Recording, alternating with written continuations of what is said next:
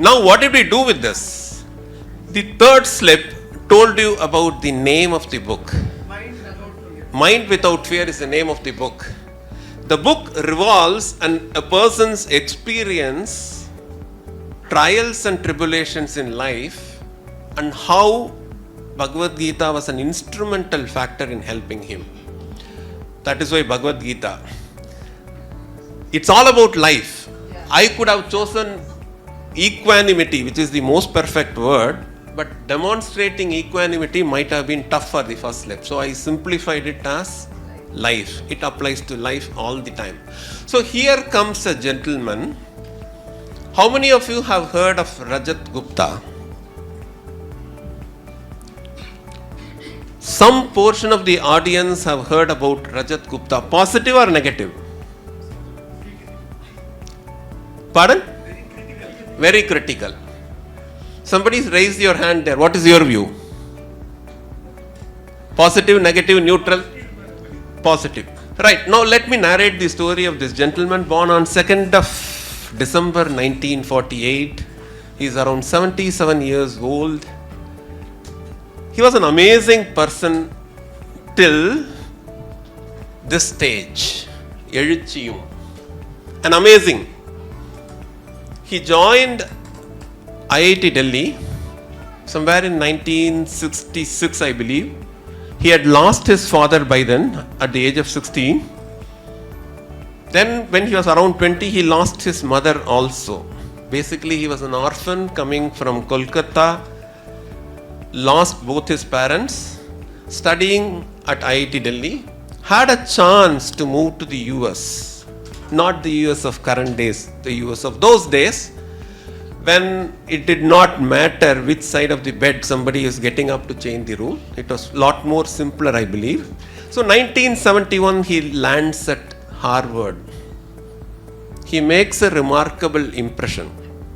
Generally, the Indian students are not timid. They are taught to keep quiet. Vidya dadati vinayam. You keep yourself calm. Education confers humility. So, he was not opening out much in the class. But the general US system is, whether you know it or not, start speaking. So day one of Harvard, 1971, the professor came and points at somebody and says, speak. So this guy, Rajat, got nervous. But later on, the professor was telling him, your grades are likely to go down unless and until you start speaking more. And he started speaking, packing up his confidence. The more he started speaking, less professors were asking him to speak. I don't know what's happening. So he went to his professor and asked him, what the hell is happening? You wanted me to speak, I am speaking. You are not giving me a chance even when I am raising my hand, like Dinesh was raising. They said, you are speaking at such a high level, people are not able to comprehend. Your brain is rich. The level at which you are speaking is not good. So he struck a deal. I will not speak, okay, but you will not be grading me for all this. You will be grading me for my final exam. It stood the test of time very well. Rajat Gupta then joins, how many of us have heard McKinsey? A lot of us. We generally say the McKinseys of the world, right? So he joins the McKinsey somewhere, 1973-74. He is given an assignment to go to Scandinavia in 1983. In between, something happened at Delhi. I should not miss that part. He met his future wife. There is a love marriage which happens during this course of time. Anita is her name. He goes to Scandinavia. Generally, people in USA would not go to and away from power center, but he takes up that chance. He proves his mettle, and then he has a chance to come back to the USA. People there tell him, you have just built the Scandinavian office, why should you be going back? He chose that chance. He comes back to the United States somewhere in 1983. He is at the Chicago office. Career progresses well. Very, very surprisingly, 1986, he is elected as a member of the board. All going well. போடுற தாயம் எல்லாம் ஏணி மேலே தான் போயிட்டுருக்கு. Every dice கால் goes up. Here comes a man from Asia, a brown colored, rising to be a board member at a very young age in one of the most prestigious consulting companies in the world, the McKinsey. 1994 something more happens. He is elected as the managing director of McKinsey. 1997 he is re-elected as the managing director. He gets third time re-election as a managing director in 2000. He is the managing director of McKinsey for 3 consecutive terms. Everything going hunky-dory. In between he has a brilliant idea. He joins up with some of the greatest minds in the planet. How many of us have been to the Indian School of Business, Hyderabad? Or how many of us have heard about it? A lot of us. You know who was one of the key major players who founded it, co-founded it? Rajat Gupta. They were trying to do this in Mumbai. Typically, the government in Mumbai at that time wanted a portion of the money, and they wanted a portion of quota for their family members. They refused. The brilliant man Chandrababu Naidu did not miss out the chance. Hyderabad became the head of ISB. This is one thing. 2001 he is in a conference somewhere. Somebody calls him saying that there is a huge earthquake which has devastated Gujarat. Help needs to be done. He joins hands with Bill Clinton, sets up an India-America forum which helps the victims, the people who are suffering from the Bhuj earthquake.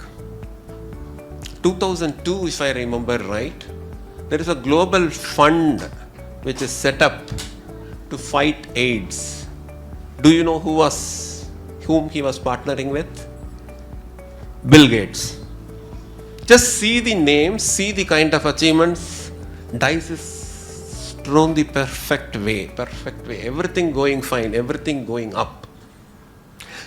Somewhere in 2005, he comes across a gentleman called Rajaratnam, a South Asian, a Sri Lankan. Very charming personality, a little bit over enthusiastic as per the book written by Rajat Gupta, and he gets into an agreement with him to set up a private fund.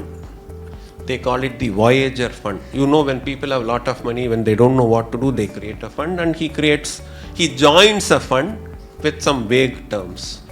2006, he has been working as a consultant with McKinsey. He has been retired, and then he comes out of that. Somewhere in 2007, I don't know whether it is a dice which is rolling up or rolling down, he joins the Goldman Sachs. Have all of us heard this name?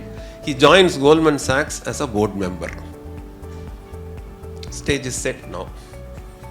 All what I told you in some 48, 52, whatever, 57, 58 years, perfect stage of life. Great philanthropist, set up institutions world over, flies from Denver to Denmark to Australia to Canberra, meets Manmohan Singh, goes somewhere, works with Bill Gates. All this is happening. The fund where he has invested, apparently the fellow Rajaratnam has pulled out some amount of money, about $23 million, as pulling out money, and another $25 million as his fees. And the great brain Rajat Gupta was IIT Delhi, Harvard, MD of McKinsey, was not aware. And somebody inside tells him Raj has been pulling out money. He confronts Raj. Kya ho raha hai? What's happening? Raj is fudging, no answer. Show me the paper, show me the paper. This keeps happening in the background. What happened to the money? Why are you pulling out? Where is my money? All this keeps going on. Just in between, on the family side, he has 4 beautiful daughters. I'm reminiscent of Jawaharlal Nehru and Indira Gandhi whenever he writes about his interaction, association with his daughters. Now, 2008, he sits in the board of Goldman Sachs. Certain meetings get over. He doesn't have time. He tries to reach Rajaratnam for where is the paper, where is my money. According to him, I don't know what transpired. According to him, he makes certain calls to Rajaratnam just after the board meetings were over. What is the problem in calling somebody after a board meeting? Technically, there is no problem. But go back in time, 2008, US is hot. The great meltdown, the subprime crisis, banks were collapsing. You need people to be caught, thrown into jail. This is the situation.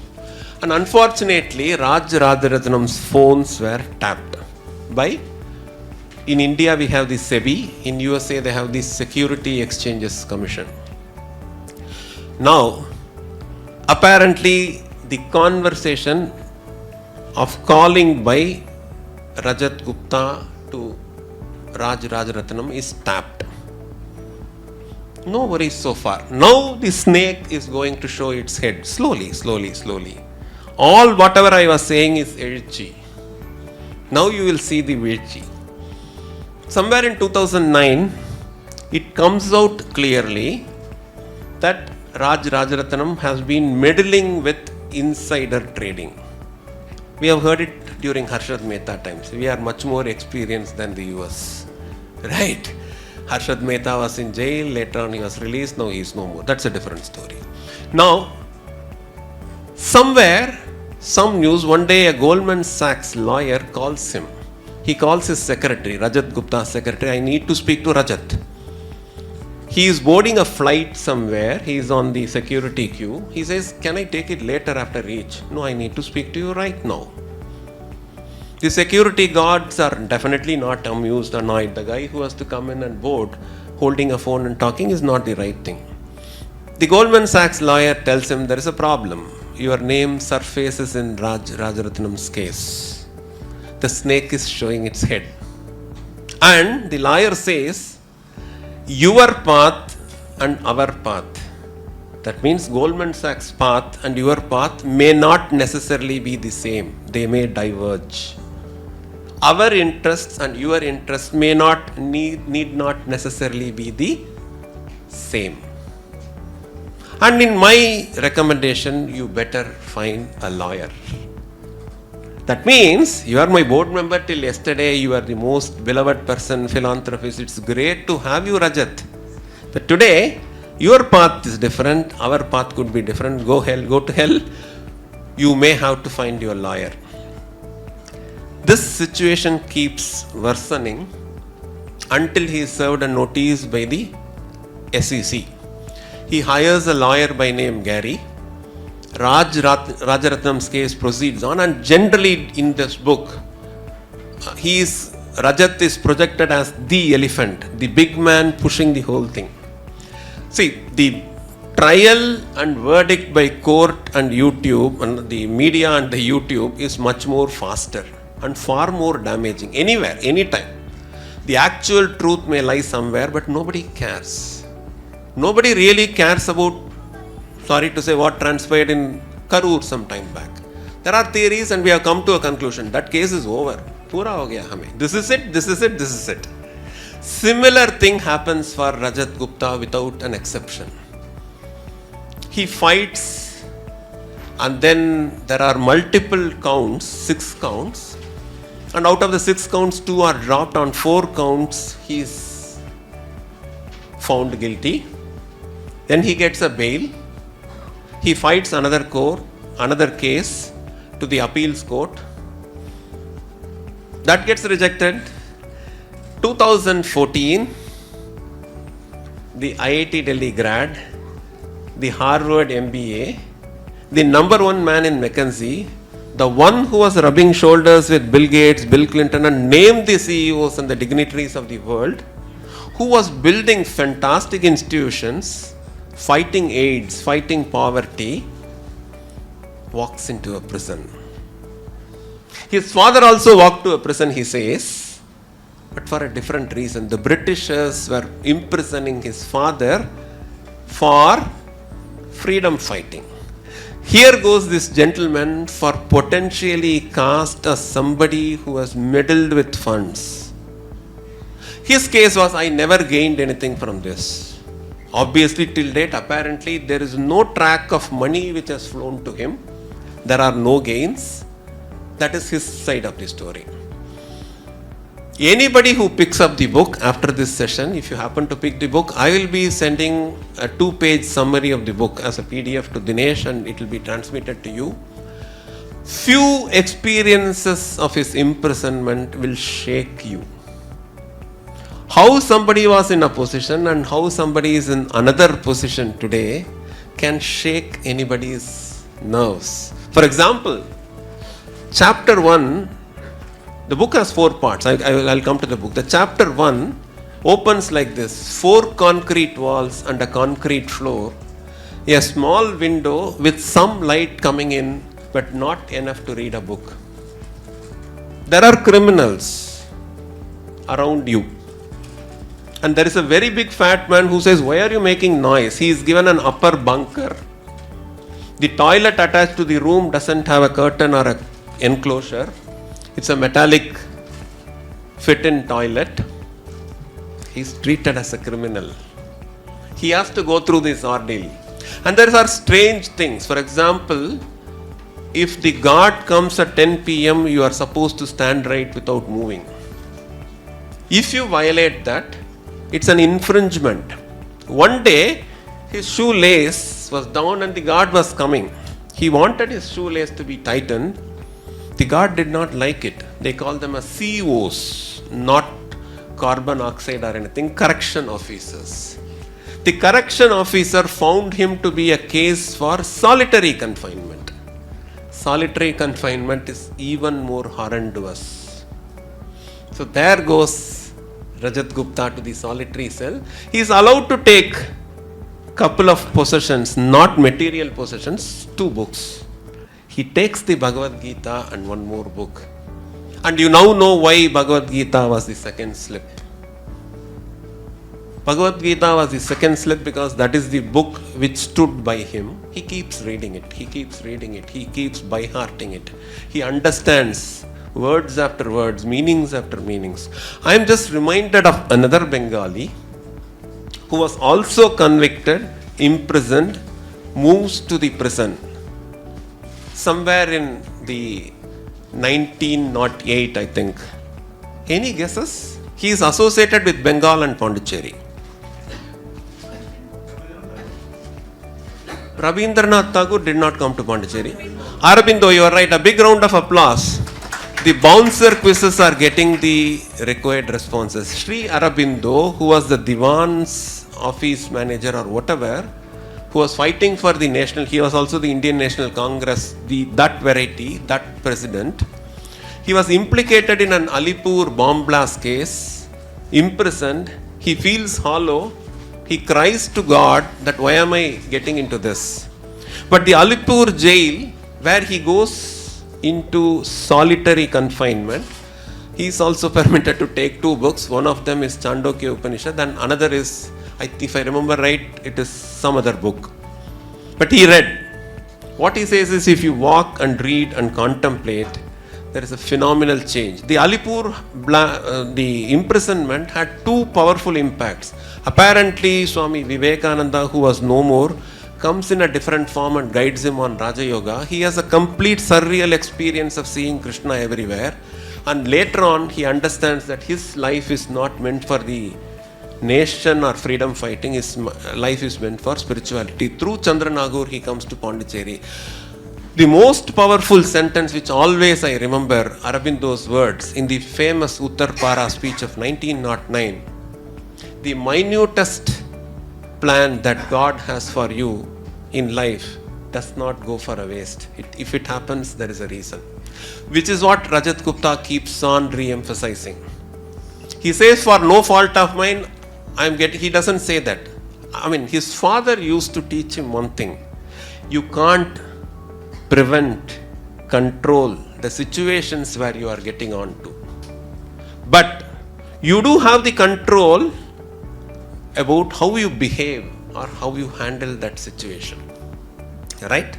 Now, this is the complete story of this gentleman. This book, Mind Without Fear, is compartmentalized into 4 parts. I mean, you can call it the 4 Vedas or the 4 Gospels. And carefully, the book has been constructed into 18 chapters. 18 is a very specific number. Mahabharata has 18 chapters. Bhagavad Gita has 18 chapters. There were 18 Puranas or mythological stories. Tamil we have the Padinan Keezhkanakku. And incidentally, Mahabharata war was for 18 days. I don't know. Maybe there is a reason why he made it into 18 chapters. The first part, he calls it as the crisis. The crisis. And he opens out with a statement from Bhagavad Gita.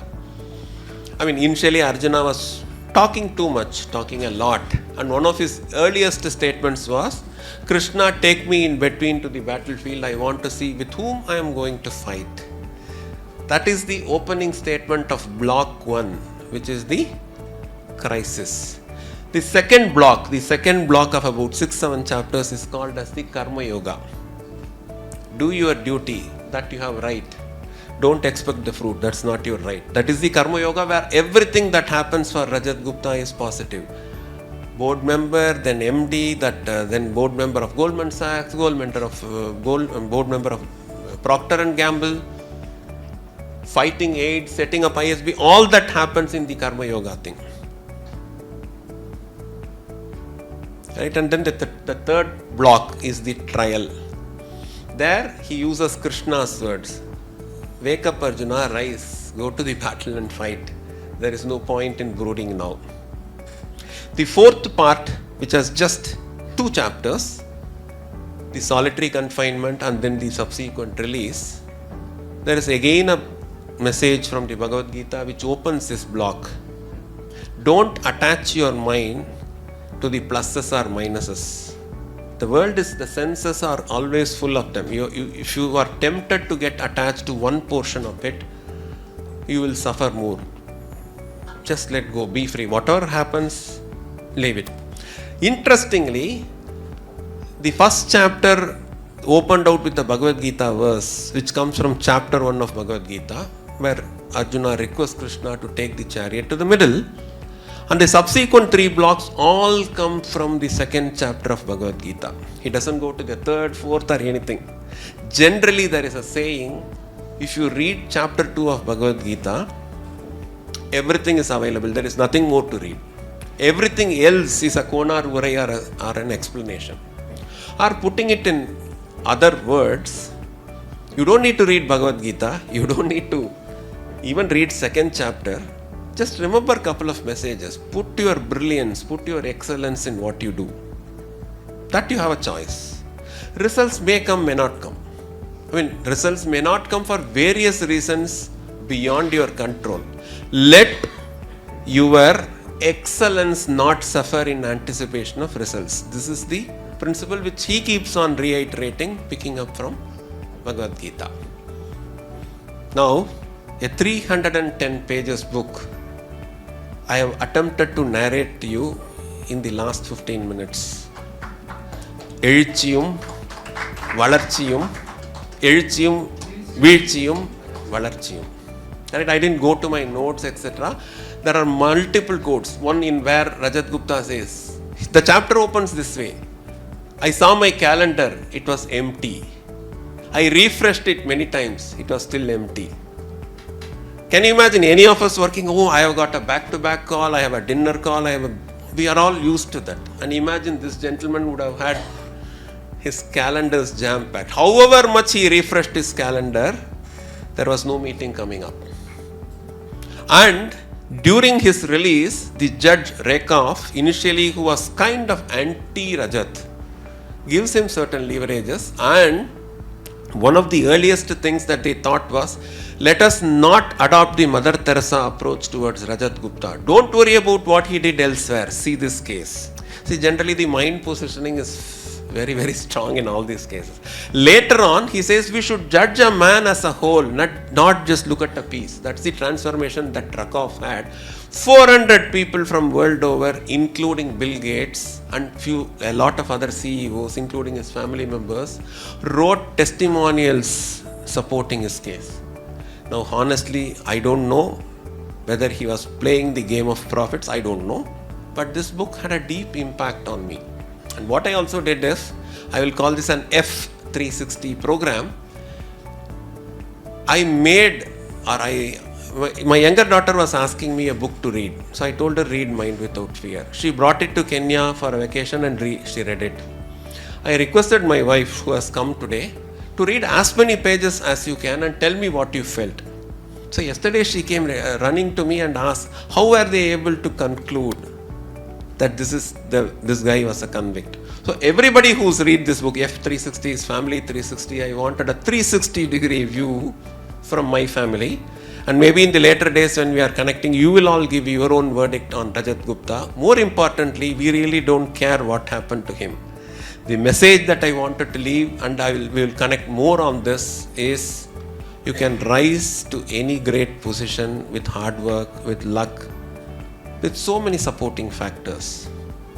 But to fall, you don't need to do all that. A phone call 16 seconds after a board meeting can pull you down. If you had 1,000 friends, only 20 will remain. If you are a board member of Procter & Gamble and A and B and C, everybody will ask you to quit except Bill Gates. And to avoid certain embarrassment to Bill Gates, he comes out of that foundation. So things will change. Remember Mahabharata, you don't know who is your friend, you don't know who is going to be with you, who is not going to be with you. It's only your deeds that will be with you. Right? That's the story which I wanted to narrate. And considering, I don't want to do a Ponniyin Selvan 1 and 2 here, Kalki's book is a magnum opus. You can't compress it into a film. This book also has such very, very potential, powerful minds. All I was looking at here was, my opinion about Rajat Gupta was always that he was a fraud. Till I read the book. From 2008, I have been tracing this story. இவ்வளோ பணம் இருந்து கூட இவனுக்கு வேணுமா? This is thought that I honestly had. But one day I was reading an Economics Time article which was written by somebody where that gentleman said Rajat Gupta is now trying to project himself this way, and I promptly ordered it on Amazon. Got the book. When I started reading, the truth could be anywhere. I don't care. But what I remember is Caesar's wife should be above board. No. Don't give a chance. Don't give a chance to suspicion. It can ruin like that snake anytime, anywhere. Right? Now we move on to the next part where the number 4, Master Blaster, is going to come. I have to do a small ceremony before that.